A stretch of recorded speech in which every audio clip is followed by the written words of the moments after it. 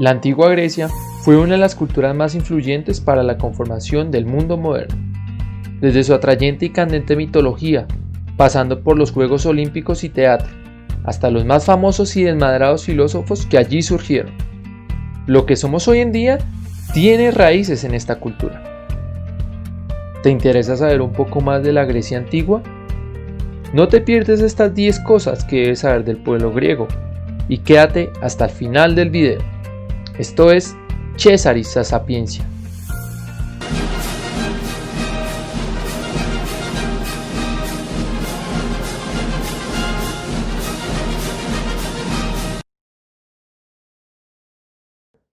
La cultura griega se ubicó en la zona oriental del continente europeo, específicamente sobre la península balcánica y las islas del mar Egeo, muy cerca al mar Mediterráneo, el mar más importante en la historia de la humanidad.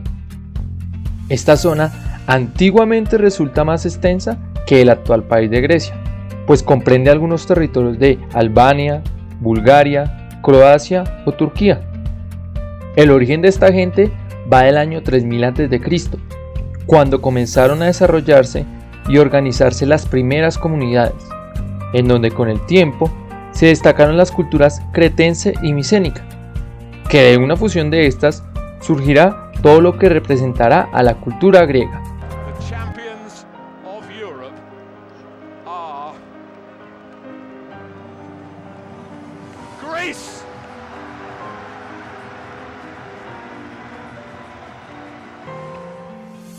Esta vivirá sus mejores y prósperos tiempos entre los años 1200 y 146 a.C., organizándose en ciudades-estado o polis, y reconociéndose como una región con los mismos valores, historia, tradiciones e idioma, región que ellos mismos llamarán Hélade.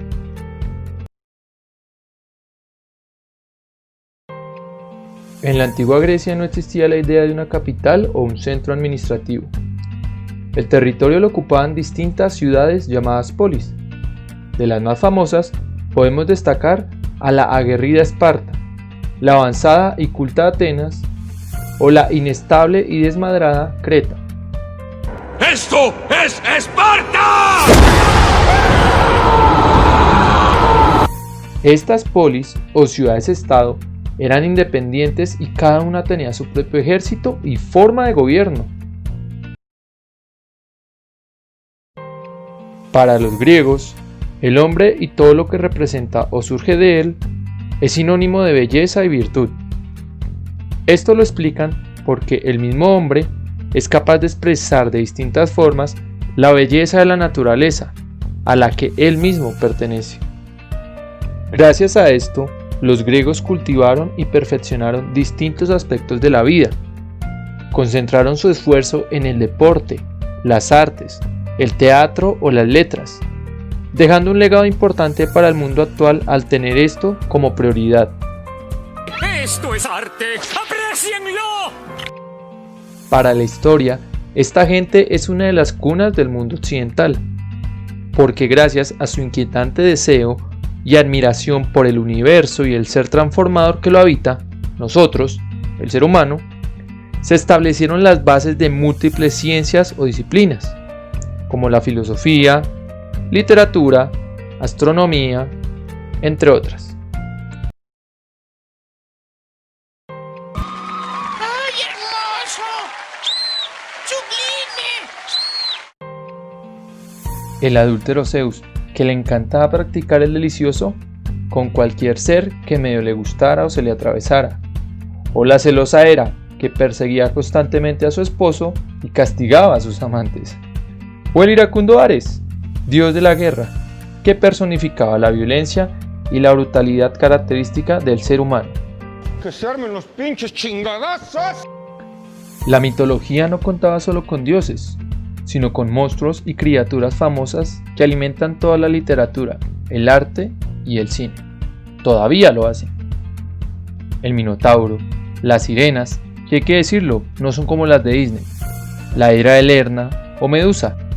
El único punto malo de la mitología griega fue que era supremamente machista e injusta con las mujeres, lastimosamente, si no eras la hija preferida de Zeus, tenías que someterte a los deseos del rey del Olimpo y a otros güeritos.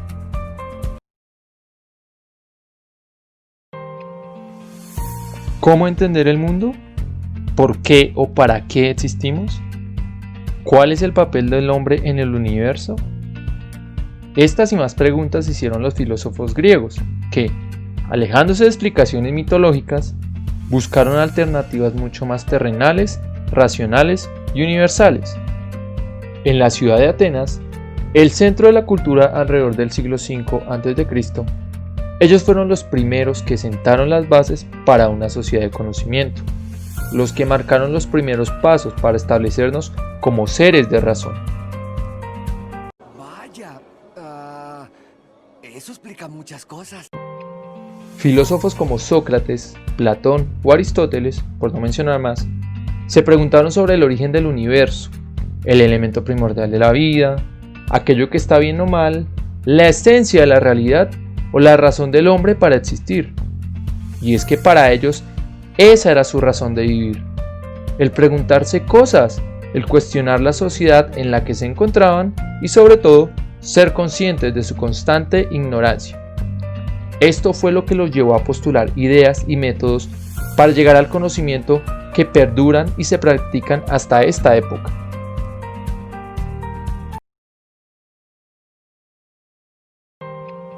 La democracia es el sistema de gobierno por la cual se rigen los países de la mayoría del mundo actualmente.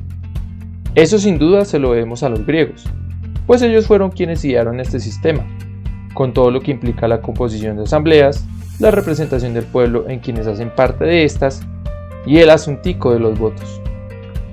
¡Dios mío! ¡Los muertos votan por republicanos! En estos tiempos, por lo menos esta ciudad alcanzó a tener 300.000 habitantes. Con estas condiciones, difícil decir que los griegos realmente aplicaban la premisa de el gobierno del pueblo. Los Juegos Olímpicos tienen sus raíces en la antigua Grecia, aunque en esos tiempos no había tantos participantes como en la actualidad. Para ser elegido, tenías que ser un auténtico macho alfa lomo plateado, y para ser campeón, salir victorioso de las competencias de salto, lanzamiento de disco, lucha y carrera. ¡Tráiganme a Thanos! Estas bestias o superhombres no competían por el oro de una medalla, lo hacían por una corona de olivo. Y para quedar en la historia en poemas y estatuas como el más macho de la machonalidad en esas justas. El nombre de estos juegos viene de la ciudad-estado donde se realizaban, llamada Olimpia, en la cual se ubicaba un templo elevado al dios Zeus, donde el campeón era proclamado. Al igual que en la actualidad, estos juegos se celebraban cada 4 años, donde se acordaba una tregua entre cualquier conflicto que las ciudades-estado griegas pudieran tener.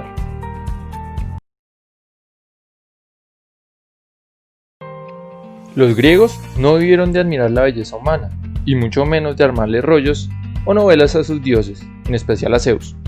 Entonces, ¿de qué se valieron para responder a las necesidades que un pueblo tan adelantado podía demandar? Calienten esa plancha, que vengo muerto de hambre. Por su ubicación geográfica, desarrollaron un fuerte comercio donde los campesinos, pequeños dueños de tienda y sobre todo artesanos eran los principales implicados en los intercambios. Alrededor del siglo VII se comenzaron a utilizar dracmas, unas monedas de plata que sirvieron para dinamizar estos trueques. Estas actividades comerciales se hacían entre las distintas polis, así como con otros pueblos y culturas que el mar Mediterráneo les permitía contactar. Esa misma ubicación geográfica fue la que afectó su agricultura, pues lastimosamente los griegos no se desarrollaron en una zona adecuada para variados cultivos, además que sus técnicas y herramientas de cultivo eran básicas y rudimentarias. Esta gente se cansó de sembrar cereales, olivo y sobre todo la vid, una plantica de donde se extraen las uvas que utilizaban ellos para hacer sus vinos. Si ya saben cómo me pongo ¿para qué me invitan? El teatro se hacía en honor al hijo borrachín de Zeus, Dionisio, el dios del vino, las juergas y la fertilidad, al punto que con el tiempo se construyó en esta ciudad un teatro en su honor, donde se representaban episodios o relatos tradicionales de la mitología griega, utilizando trajes y máscaras para personificar a cada uno de los protagonistas, además que combinaban lo que hacían los actores con un coro que intervenía en el acto y servía para entretener de mejor forma a los espectadores. Qué buena onda. Las temáticas de estos relatos, de estos episodios o de estas historias se dividían en dos, y para cada una había una fiesta al año. Las grandes dionisíacas, que se caracterizaban por ser tragedia, y las leneas, que tenían de tema la comedia. El teatro fue otro espacio que evidenció la poca participación de la mujer. Una vez más, queda demostrado que la sociedad griega no era muy justa con ellas, pues ninguna tenía derecho a actuar o a participar en el teatro, y eran algunos hombres los que con máscaras personificaban a las diosas y a las musas de los distintos relatos mitológicos. Técnicamente no hay nada de malo, ¿no? Pero pues como que algo no cuadra, ¿no? Si quieres aprender un poco más de la historia y la cultura griega, no puedes dejar de ver películas como 300, la historia de Leónidas, Ágora de 2009, donde se describe la vida de la gran matemática y científica Hipatia de Alejandría. 2010, Inmortales de 2011, Ira de Titanes de 2012, Hércules de 2014, hasta llegar a series animadas como Sangre de Zeus y Caballeros del Zodiaco, o la versión animada de Hércules, que no es para nada confiable porque muestra a un Zeus fiel, familiar y monógamo. ¡Ja! Tic-tac-toe, en tu cara. Y bien amigos, esto es todo por hoy. Si te ha gustado el video, no olvides darle like, suscribirte y compartir mi contenido, pues la historia es cuestión de supervivencia.